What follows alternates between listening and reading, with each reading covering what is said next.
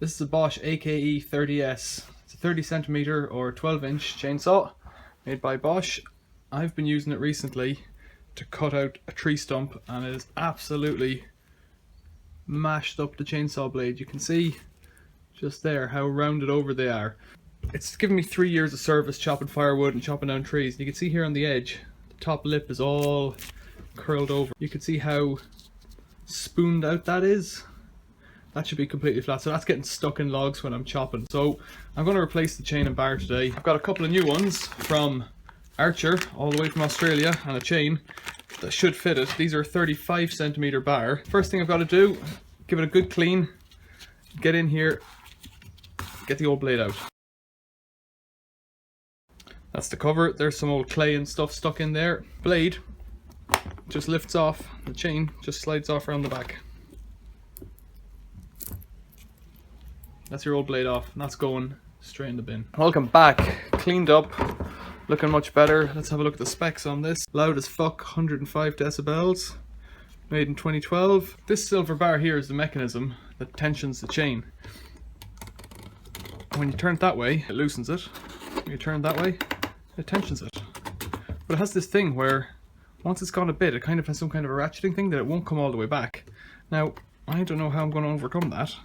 I wonder if it's a screwdriver thing. I presume it's just in here, but I have a feeling I'm going to have to open up all of these screws to get in there. You might recognize this thing.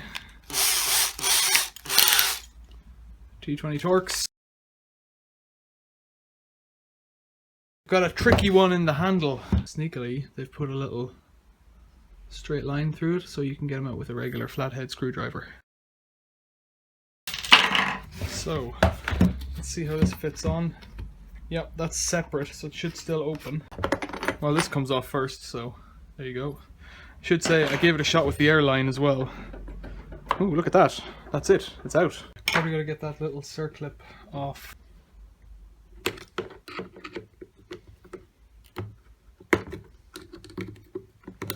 So there we are. Circlip off. Chain gear thing off, and now you can see there's a bit of wear on that. Looking in there. Needless to say, I hope, I'll say it anyway, I have unplugged it. Ah, the switch is gonna come apart. Well, we're off. Okay, that's the oil pipeline, so that's holding it on there. Pretty filthy. Maybe I need to get the airline on it again. That comes off. Big plastic cog wheel. Everything looks okay. 3 years of use. It's obviously got some sawdust in there. It's got some kind of plasticky grease on it. There's a bearing in that. Bearing feels perfect. That's the oil pump, I would imagine, because it's got the oil hose coming behind it, and that's the main drive. Everything in here looks really good. It's all being held together by the oil pipe at the moment. Everything inside is cleaned up a lot. But let's have a look at this. So, this is the big gear reduction sprocket. There's the main drive sprocket off the motor. There's a motor in there, and I ain't touching that. Little cog drives big cog drives chain cog, and that's it. You're away. There's a bearing on each end of this. They both feel pretty good. This small cog on the back side drives this cog here, which is the oil pump. If we look at this spring here, it has this piece sticking out. See it there? That is caught by this auto stop mechanism. That goes in like that. This thing goes up onto this pin here. This little washer goes on top, I believe. And the spring just gets stuck in there. Is there a tab for it? No, it just sits there. The other plastic will cover it. So when it's in the off position, this piece of metal here will stop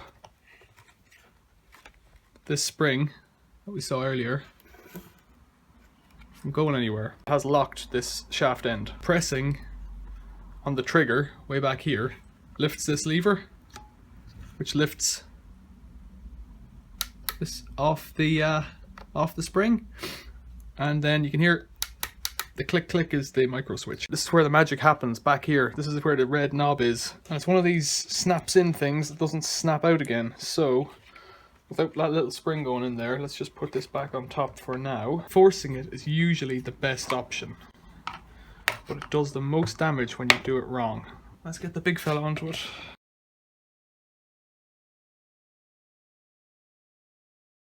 I've fucked that up because I've smashed off that handle now, because there's a bit of red left in there, and that's, well, not ideal. And this is the cam. So this thing, peculiar. It doesn't have any kind of teeth on it or anything, so that's a locator, and I've dislocated it, quite obviously. But it looks like a bit of super glue might bring that one back together. It's not, it's a good clean break. And oh yeah, sure enough, just like he said, there's a really big snail in it. Isn't that cool? So, all it does is it grabs it like this, and it pulls it in. And up there at the back, it's full of sawdust. And that's what's wrong with it. There's a snap ring all around that catches on this lip here. So I've bruised it over in a few places to get it out, and it'll probably still work. Probably would work without that, but I'll glue it back on anyways. Let's talk about how the chain tensioner works on this now that I've taken it all apart.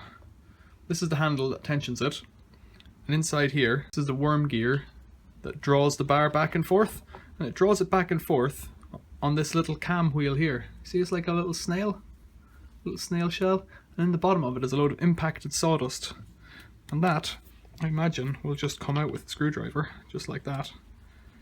And that's what's been stopping me, and that must get into all of them, and I've read about this on the internet somewhere, that you get a new bar and you can't put it on, so that's why I started doing this. And I haven't even tried with the new bar yet, but I want to just have a look inside and see what I think the machine's like after 3 years, and if I've bothered to spend, I don't know what I spent, about £15 on a new bar and chain on eBay.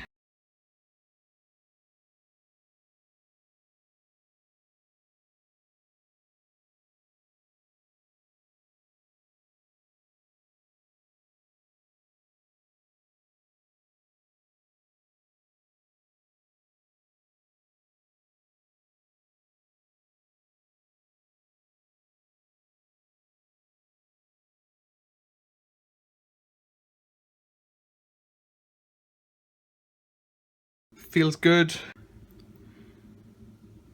It just snaps in.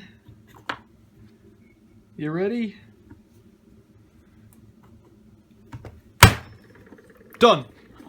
Perfect. If I put it in there now and twist this way, it should draw it all the way back to the start.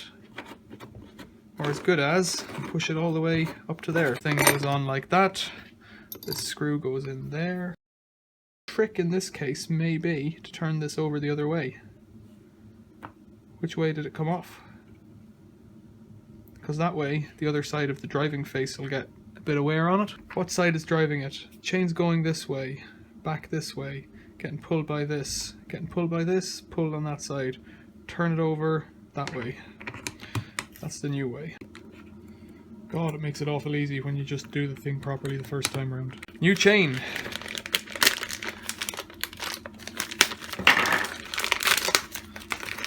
Sharpie, sharpie. Confusing. Confusing. This one has a sprocket in the end. The old one didn't have a sprocket in the end, and that is what it goes like. Flattened out, one side's completely chawed away. Put the chain on the right way around. Which way is the right way around? You want the teeth, sharp cutting edge of the teeth, to be going forward on top. Pretty good, I'm hoping. Okay, blade's on. Tensioner thingy works out okay. This has been a pretty sweet job so far. Blade looks good. They seem to line up quite nicely there around the back. So let's put this cover on. And then tighten it up. Oh yeah. Oh yeah, tighten it up. Button here, press in. Oh yeah.